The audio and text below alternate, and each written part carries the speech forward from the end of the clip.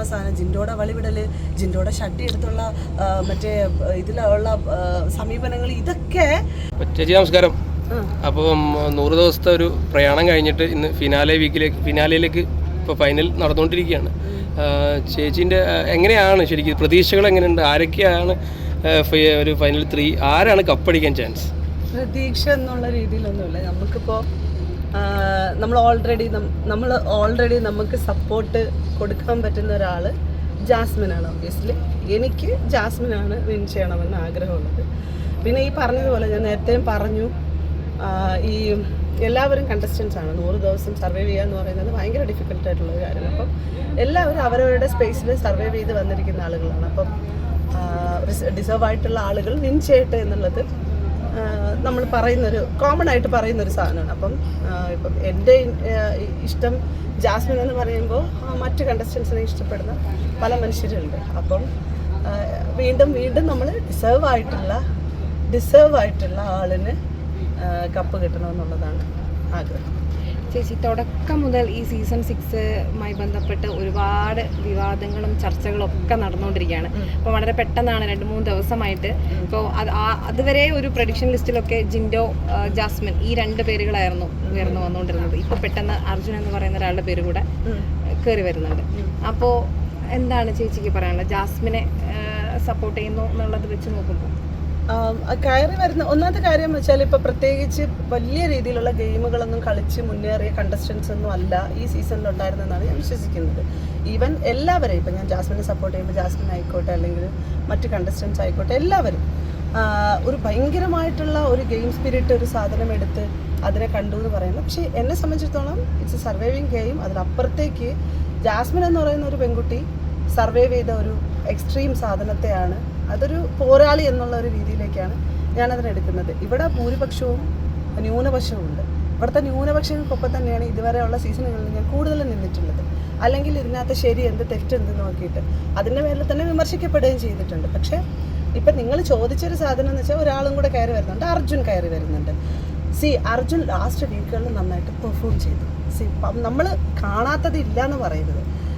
Arjun perform ചെയ്തിട്ടാണ് അയാൾ മുകളിലേക്ക് കയറി വന്നത്. അപ്പം അതിന് വേറെ രീതിയിൽ അതിനെ കണക്കാക്കേണ്ട കാര്യമൊന്നുമില്ല. അയാൾക്ക് മറ്റ് PR വരുന്നു, അയാൾ അങ്ങനെ ചെയ്യുന്നു. ഞാനിപ്പോൾ പുറത്തിറങ്ങുമ്പോൾ ഞാൻ ഒരുപാട് ആളുകളോട് സംസാരിക്കുമ്പോൾ അർജുനെ ഇഷ്ടപ്പെടുന്ന ഒരുപാട് ആളുകളുണ്ട്. ഇപ്പോൾ ജിൻഡോനെ ഇഷ്ടപ്പെടുന്ന പോലെ തന്നെ അർജുനെ ഇഷ്ടപ്പെടുന്ന ആളുകളുണ്ട്.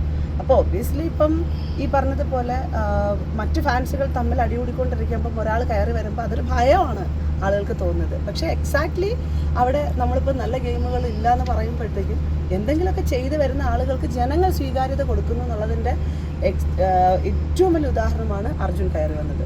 കാരണം അർജുൻ ലാസ്റ്റ് വീക്കുകളിൽ പെർഫോം ചെയ്തു എന്നുള്ളത്. ഈ അൺഫെയർ ആയിട്ടുള്ള ഒരുപാട് എവിക്ഷൻ ഇത്തവണത്തെ സീസണിൽ നടന്നിട്ടുണ്ട് എന്നുള്ള ഒരു പരാതി പൊതുവെ കേൾക്കുന്നുണ്ട്. അങ്ങനെ ഫീൽ ചെയ്തിട്ടുണ്ടോ? എനിക്ക് ഞാൻ സത്യസന്ധമായി പറഞ്ഞു കഴിഞ്ഞാൽ എനിക്ക് അപ്സര, അൻസിബ ഇവരുടെയൊക്കെ എവിക്ഷനെ ഞാൻ നോക്കിക്കാണുന്നത് കുറച്ചുകൂടെ മുന്നോട്ട് പോകാൻ കഴിവുള്ള ആളുകളായിരുന്നു എന്നുള്ളതാണ്. പിന്നെ പവർ റൂം എന്ന് പറയുന്ന ഒരു കൺസെപ്റ്റ് ഇല്ലായിരുന്നെങ്കിൽ ഗബ്രിയെ പോലൊരു കണ്ടസ്റ്റൻറ്റും മുന്നിലേക്ക് വരുമായിരുന്നു എന്ന് എനിക്ക് തോന്നുന്നു. ഈ ജാസ്മിൻ ഗബ്രി നമ്മൾ ഒരുപാട് ചർച്ച ചെയ്തതാണ്. അതിൽ ചർച്ച ചെയ്തിട്ടും കാര്യമില്ലെന്ന് എനിക്ക് തോന്നുന്നു. അത് മാത്രമേ ഉള്ളൂ കോണ്ടന്റ്. ശരിക്കും പറഞ്ഞാൽ ചർച്ച ചെയ്യാൻ വേണ്ടിയിട്ടുള്ള ഒരു കോണ്ടന്റ് എന്ന് പറയുന്നത് ജാസ്മിൻ ഗബ്രി വിഷയമാണ്. ഇവിടുത്തെ ജനങ്ങൾക്ക് വേണ്ടത് എന്ന് പറയുന്നത് മസാലകൾ കലർന്ന, അതായത് ആളുകൾ വാവ് എന്ന് പറയുന്ന അല്ലെങ്കിൽ അയ്യേ എന്ന് പറയുന്ന ഇൻട്രസ്റ്റിംഗ് ഉള്ളതും ഇല്ലാത്തതുമായിട്ടുള്ള വളരെ വൃത്തികെട്ട രീതിയിലുള്ള പലതിനെയും ഒക്കെ ഡിസ്കസ് ചെയ്യാൻ വേണ്ടിയിട്ടാണ് ആളുകൾ ഇരിക്കുന്നത് എന്നുള്ളതാണ്. അപ്പം ഇവിടെ ഒരു സർവൈവിങ് ഗെയിം ആവുന്ന തന്നെ ഒറ്റയ്ക്ക് നിന്ന് കളിക്കുമ്പോൾ ആരെങ്കിലും ഒരാൾ നമുക്കൊരു സപ്പോർട്ടിങ്ങിന് വേണം എന്നുള്ളൊരു ആവശ്യകത ഹൗസിനുള്ളിൽ വരികയാണ് 4 ചുവരുകൾക്കുള്ളിൽ. അപ്പം അങ്ങനെ ഒരുമിച്ച് 2 സുഹൃത്തുക്കളായിട്ടും ആണ് കാണുന്നത്. ഞാൻ ആദ്യം മുതലേ കണ്ടു തുടങ്ങിയത് അങ്ങനെ തന്നെ. പിന്നെ ജേണികളിൽ ഈ പറഞ്ഞതുപോലെ അവരിലൊരു പ്രണയമൊക്കെ വന്ന സാഹചര്യത്തിലൊക്കെ അവരുടെ ആക്ടിവിറ്റികളും മറ്റൊക്കെ ഈ പറഞ്ഞ സദാചാര കേരളത്തിൽ ചർച്ച ചെയ്യാനും അത് ജാസ്മിൻ എന്ന് പറയുന്ന കുട്ടിയുടെ വ്യക്തി ജീവിതത്തെ വരെ ബാധിക്കുകയും കുടുംബത്തെ ബാധിക്കുകയും, ഞാൻ നേരത്തെ പറഞ്ഞ പോലെ തന്നെ ഒരു സ്ത്രീയെ ഇല്ലാതാക്കി കളയാതെ അവരങ്ങ് കൊന്നുകളെ, അവരങ്ങ് മരിച്ചു പോയാൽ അത്ര സന്തോഷമാണ് ഇവിടുത്തെ പൊതു സദാചാര ബോധമുള്ള മനുഷ്യർക്ക് എന്ന് പറയുന്നത്. അങ്ങനെ അവരെ ജീവിക്കരുത് എന്ന് അവരത് പ്രഖ്യാപിച്ചു വെച്ചിരിക്കുകയാണ്. ഇപ്പം ഞാൻ പ്രതികരിക്കുന്നതിൻ്റെ പേരിൽ എനിക്ക് കിട്ടുന്ന റെസ്പോണ്ട് ആയാലും എന്നെ പറയണതും അങ്ങനെ തന്നെയാണ്. ജീവിച്ചിരിക്കുന്നത് നിങ്ങൾക്ക് ചത്തുകളോ നീ അതായത് എൻ്റെ വാ തുറന്നു പോയി, എനിക്കൊരു നാക്കുണ്ടായിപ്പോയി, ഞാൻ പ്രതികരിക്കുന്നവളായിപ്പോയി, അപ്പോൾ വലിയ പ്രശ്നമാണ്. ഇപ്പം ഞാൻ പറയുന്ന എല്ലാം ശരിയെന്ന് പറയുന്നില്ല, വിമർശനങ്ങളുള്ള ആളുകളുണ്ടാവും. അപ്പം ഞാൻ എപ്പോഴും പറയുന്ന ഒരു സാധനം, ഇപ്പം നിങ്ങളിപ്പോൾ വന്ന് എൻ്റെ അടുത്ത് എന്തിനാണ് കമ്മ്യൂണിക്കേറ്റ് ചെയ്യുന്നത്? എനിക്ക് നിങ്ങളൊരു റെസ്പെക്റ്റ് എന്നതുകൊണ്ടാണ് എൻ്റെ അടുത്ത് വന്ന് സംസാരിക്കുന്നത്. അപ്പോൾ ഞാൻ നിങ്ങൾക്ക് റെസ്പെക്റ്റ് എന്ന് തിരിച്ച് സംസാരിക്കാൻ. പിന്നെ കേൾക്കുന്നവർക്കും കാണുന്നവർക്കും ഉള്ളൊരു പ്രശ്നം എന്ന് പറയുന്നത് ഈ നാക്കാണ്. അത് ഞാൻ അടക്കാൻ ഉദ്ദേശിക്കുന്നില്ല. എന്ത് തന്നെ പറഞ്ഞ് ഇനി ഭൂലോകം ഇടിഞ്ഞ് വീണെന്ന് പറഞ്ഞു കഴിഞ്ഞാൽ മരിക്കുന്നവരെ നമ്മൾ സംസാരിച്ചുകൊണ്ട് തന്നെ ഇരിക്കില്ല. അപ്പം എന്നെ സംബന്ധിച്ചിടത്തോളം ഈ പറഞ്ഞ ഇപ്പം ജാസ്മിൻ ഗബ്രി കോംബോയുടെ കാര്യമാണ് നിങ്ങൾ പറഞ്ഞു വന്നത്. ജാസ്മിൻ ഗബ്രി കോംബോ എന്ന് പറയുന്നത് ഇവിടെ ചർച്ച ചെയ്യപ്പെട്ട ഒരു വിഷയം തന്നെയാണ്. എല്ലാവർക്കും കണ്ടന്റ് മേക്ക് ചെയ്ത് കൊടുത്ത ഒരു വിഷയമാണ്. അതുകൊണ്ടിട്ട് അത് ആ വിഷയം ഇപ്പോൾ ബിഗ് ബോസ് കഴിഞ്ഞു, ഇന്ന് കഴിഞ്ഞു. നാളെ മുതൽ അത് ജാസ്മിൻ്റെ ജീവിതത്തിൽ ബാധിക്കുമോ അങ്ങനെ ഒരു പേടി? ഞാനത് ജാസ്മിൻ്റെ ജീവിതത്തെ ഈ ഒരു ബുള്ളിങ് ബാധിക്കുമെന്ന് എക്സ്പെക്ട് ചെയ്യുന്നില്ല. ജാസ്മിനെ പോലെ തന്നെ ഗബ്രിയും ഇത്തരത്തിലുള്ള സൈബർ അടുത്ത ബുള്ളിങ് അനുഭവിച്ച ഒരു മനുഷ്യനാണ്. ഈ ഗബ്രി പുറത്ത് പ്രോഗ്രാമുകൾ പോയി അറ്റൻഡ് ചെയ്തു. അവൻ പുരുഷനായതുകൊണ്ടിട്ടുള്ള സ്വീകാര്യത അംഗീകാരം കിട്ടിയത് മാത്രമല്ല, ജാസ്മിനെ സംബന്ധിച്ചിടത്തോളം ജാസ്മിനും സിനിമകളൊക്കെ കിട്ടിയിട്ടുണ്ടെന്നാണ് ഞാൻ അറിയുന്നത്.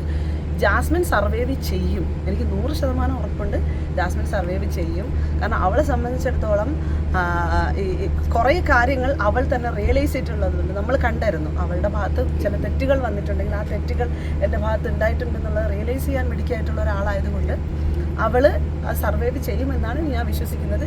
പിന്നെ ആ എയർപോർട്ടിൽ ഇറങ്ങുന്ന സമയത്തുള്ള ഒരു വലിയ ക്യാമറ കൂട്ടം, അതിൻ്റെ പേരിലുള്ള ചോദ്യങ്ങൾക്ക് അപ്പുറത്തേക്ക് ജാസ്മിൻ എന്ന് പറയുന്ന ഒരു പെൺകുട്ടിക്ക് ഒന്നും സംഭവിക്കാൻ പോകുന്നില്ല. ഒരു മനുഷ്യനൊന്നും ചെയ്യാൻ പറ്റില്ല. അത് കഴിഞ്ഞ് അവിടെ നിന്ന് പുറത്തേക്ക് ഇറങ്ങുന്ന എല്ലാ മനുഷ്യരും ജാസ്മിനെ സ്വീകരിക്കുന്നുള്ളതിനകത്ത് യാതൊരു സംശയം വേണ്ട. കാരണം ഒരു പെൺകുട്ടി ഒരു ഹൗസിനുള്ളിൽ അത്രമാത്രം സ്ട്രഗിൾ ചെയ്തും സർവൈവ് ചെയ്തും വന്നെന്നുള്ളത്. ഇപ്പം തെറ്റുകൾ പറ്റുന്ന മനുഷ്യരുണ്ട്, തെറ്റാണെന്ന് മനസ്സിലാക്കി അതിന് റെസ്പോണ്ട് ചെയ്യുന്ന മനുഷ്യരുണ്ട്. ഇപ്പം ഈ പറഞ്ഞ ജാസ്മിൻ്റെ റിലേഷനുമായി ബന്ധപ്പെട്ടിട്ട് പുറത്തുള്ള ആളുകളെ ചതിച്ചു, അവർക്കൊക്കെ അവരുടെയൊക്കെ ജീവിതത്തിൽ പലതും ജീവിതങ്ങളിൽ സംഭവിച്ചിട്ടുള്ള അതൊന്നും അല്ല ചർച്ച ചെയ്യപ്പെട്ടത്. ജാസ്മിൻ ഹൗസിനുള്ളിൽ ഉള്ളത് കൊണ്ടാണ് അവരെ മാത്രം ചർച്ചയ്ക്ക് ഇട്ട് കൊടുത്തേക്കുന്നത്. മനസ്സിലായില്ലേ? നമ്മൾ നോക്കി കാണുമ്പോഴത്തേക്ക് അയ്യോ അവൾ ഒരാളെ ചീറ്റ് ചെയ്തു, ഇത് തന്നെയായിരുന്നു ഞാനും ഇതാക്കി വെച്ചിരുന്നത്. പക്ഷെ നമ്മളെ സംബന്ധിച്ചിടത്തോളം അവളുടെ പുറത്തെ ലൈഫും മറ്റുമൊക്കെ അവളെ ബാധിച്ചിരിക്കുന്ന ഒരു രീതി എന്ന് പറയുന്നത് വേറെ തന്നെ ഒരു തലത്തിലേക്കാണ് ആ സാധനത്തിനെ കൊണ്ടുപോയിരിക്കുന്നത് എന്നുള്ളതാണ്. അപ്പോൾ എന്നെ സംബന്ധിച്ചിടത്തോളം ഇതേപോലത്തെ സൈബർ ബുള്ളിങ്ങിന് ഇരയായിട്ടുള്ളൊരു സ്ത്രീ എന്നുള്ള നിലയിൽ ഇതിൻ്റെ എനിക്കറിയില്ല ഇത്ര എനിക്ക് കിട്ടിയോ എന്നുള്ളത്. ശരിക്കും കിട്ടിയിട്ടുണ്ട്, ഒരുപാട് കിട്ടിയിട്ടുണ്ട്. അതുപോലെ തന്നെയാണ് ഈ ദിൽഷ ഉണ്ടല്ലോ, ദിൽഷ വിന്നറായിരുന്നു. ദിൽഷ പുറത്ത് വന്നിറങ്ങിയപ്പോഴും കുറേ മാസങ്ങളോളം ഇപ്പോഴും ബുള്ളിങ് ഭയങ്കരമായിട്ട് നേരിടുന്ന ഒരു കുട്ടിയാണ് ദിൽഷ. പക്ഷെ ഞാൻ പറഞ്ഞില്ലേ, സോഷ്യൽ മീഡിയയിലാണ്. ഒന്ന് ദിൽഷനോട് ചോദിച്ചാൽ പുറത്തേക്ക് ഇറങ്ങുമ്പോൾ ജനങ്ങൾ ദിൽഷനോട് എങ്ങനെ സമീപനം നടത്തുന്നു. ഞാൻ സീസൺ 1 പുറത്തിറങ്ങുന്ന സമയത്ത് എനിക്കും കുറേ ബുള്ളിങ് ഉണ്ടായിരുന്നു. പക്ഷെ ഞാൻ ഒരിടത്തേക്ക് ഇറങ്ങുമ്പോഴത്തേക്ക് അയ്യോ ദിയാസന, ഹലോ ദിയ, എന്തുണ്ട് വിശേഷം, എന്താണ്, ഇങ്ങനെ കാണുന്ന മനുഷ്യരെ ഞാൻ നിലവിൽ കാണുന്നുള്ളൂ. എന്തൊരു ഫേക്ക് ഐഡികളിൽ ഞാൻ മനസ്സിലാക്കുന്നത് ഒരുപാട് ഫ്രസ്ട്രേഷൻ തീർക്കാൻ വേണ്ടി എന്തൊക്കെയോ തരത്തിലുള്ള വിചാരങ്ങളിൽ കൂടെ ജീവിക്കുന്ന ഒരുപാട് അവസ്ഥകളിലൂടെ കടന്നു പോകുന്ന മനുഷ്യന്മാരുണ്ട്. അത്തരം മനുഷ്യന്മാരെ ഹൈഡായി നിന്നുകൊണ്ട് ചെയ്യുന്ന വൃത്തികെട്ട ആക്ടിവിറ്റി ആയിട്ട് മാത്രമേ എനിക്ക് ഈ സാധനത്തെ കാണാൻ പറ്റുന്നുള്ളൂ. പിന്നെ ചില യൂട്യൂബർമാർ നിന്ന് സംസാരിക്കുമ്പോൾ കാണാം അവർ വരുമാനത്തിനപ്പുറത്തേക്ക് അവരുടെ ഒരു ഫ്രസ്ട്രേഷനും തീർക്കുന്ന ഒരു സിറ്റുവേഷൻ ഇതിനകത്ത് കാണും. ഞാൻ എല്ലാ യൂട്യൂബർമാരല്ല പറയുന്നത്. എപ്പോഴും ഞാൻ ഈ പറയുന്ന വിഷയങ്ങളെ മുഴുവൻ യൂട്യൂബിനെയും അനലൈസ് ചെയ്യുന്ന രീതി, നിങ്ങൾ യൂട്യൂബേഴ്സാണ്, മുഴുവൻ യൂട്യൂബിനെയും അനലൈസ് ചെയ്യുന്ന രീതിയിൽ ഒരിക്കലും കോട്ട് ചെയ്യാൻ പാടില്ല. ഞാൻ പറയുന്നത് ചില വൃത്തികെട്ട നാറികൾ, അവന്മാർ പർപ്പസായിട്ട് പലരുടെയും കുടുംബ ജീവിതം തൊലച്ച് ഇല്ലാതാക്കാൻ വേണ്ടിയിട്ടിരിക്കുന്ന അത്തരത്തിലുള്ള ആളുകൾക്കെതിരെയാണ് പറയുന്നത്. അവർക്ക് ഈ പറഞ്ഞ പറ്റില്ല ഫ്രസ്ട്രേഷൻ ഉറപ്പായിട്ട് ഫ്രസ്ട്രേഷനാണ്. അല്ലെങ്കിൽ ഇന്നല്ലെങ്കിൽ നാളെ 1 വട്ടം 2 വട്ടം 3 വട്ടം തീരുന്നു, അടുത്തെന്തുണ്ട് ഇങ്ങനെ ഇങ്ങനെ ഇങ്ങനെ ഇങ്ങനെ വെയിറ്റ് ചെയ്തിരിക്കുക. അതാ ഞാൻ പറഞ്ഞ നേരത്തെ, ഒരാളെ കൊന്നു കളയുക, ചത്തുപോകണം, എന്നാൽ അവർക്ക് ആവാം. കാരണം അവർ ഫൈറ്റ് ചെയ്ത് എന്താണെന്നറിയാവോ? തെറി വിളിച്ച് നമ്മളങ്ങ് ഇല്ലാതാക്കി കൊന്നു, ഓ ചത്ത്, ഞങ്ങളുടെ ഫൈറ്റിംഗ് വിജയിച്ചു. ഇതാണ് അവരുടെ എക്സ്ട്രീം എന്ന് പറയുന്നത്. ഇന്ന് കാലത്ത് നമ്മുടെ നാദർ നമ്മളോട് സംസാരിച്ചപ്പോൾ ജാസ്മിൻ ഒരു ആൺകുട്ടിയായിരുന്നെങ്കിൽ കേരളം കണ്ടിരിക്കുന്ന ഏറ്റവും വലിയ പോരാളിയായിട്ട് മാറുമായിരുന്നു. 100% കേരളം കണ്ടിട്ടുള്ളതിൽ വെച്ച് ഇതുവരെ ഉണ്ടായിരുന്ന 6 സീസണുകളിൽ ഈ കാണിക്കുന്ന മാസ് കാണിച്ച എല്ലാ കണ്ടസ്റ്റൻറ്റിൽ നിന്നും എക്സ്ട്രീം ലെവൽ ഡ്യൂപ്പർ ഹിറ്റായ ഒരു മെയിൽ കണ്ടസ്റ്റൻ്റായി മാറിയായിരുന്നു ജാസ്മിൻ പുരുഷനായിരുന്നെങ്കിൽ. അത് അത് സ്വീകാര്യത ഉള്ളതായിരുന്നു, കൈയടിക്കും. കാരണം അതിന് റീസൺ എന്താണെന്നറിയാമോ പറയുന്നത്? ഇവിടെ ഞാൻ നേരത്തെ പറഞ്ഞിരുന്നു ആ സാധനം, ജിൻഡോയുടെ വളിവിടല്, ജിൻഡോയുടെ ഷഡ്ഡി എടുത്തുള്ള മറ്റേ ഇതിലുള്ള സമീപനങ്ങൾ, ഇതൊക്കെ വളരെ ഫണ്ണിയായിട്ട് ഞാൻ പറഞ്ഞു. ഞാനും ഇൻ്റർവ്യൂവിൽ വന്നിരുന്നു പറഞ്ഞു ഞാൻ ചിരിച്ചെന്ന്. പക്ഷെ ജാസ്മിൻ്റെ അത് പറ്റൂല, ചിരിക്കൂല. സ്ത്രീ ചെയ്ത് കഴിഞ്ഞാൽ തെറ്റും, പുരുഷൻ ചെയ്ത് കഴിഞ്ഞാൽ അത് ഭയങ്കര ഫണ്ണാണ്. ഉറപ്പല്ലേ? അതല്ലേ പറഞ്ഞത്.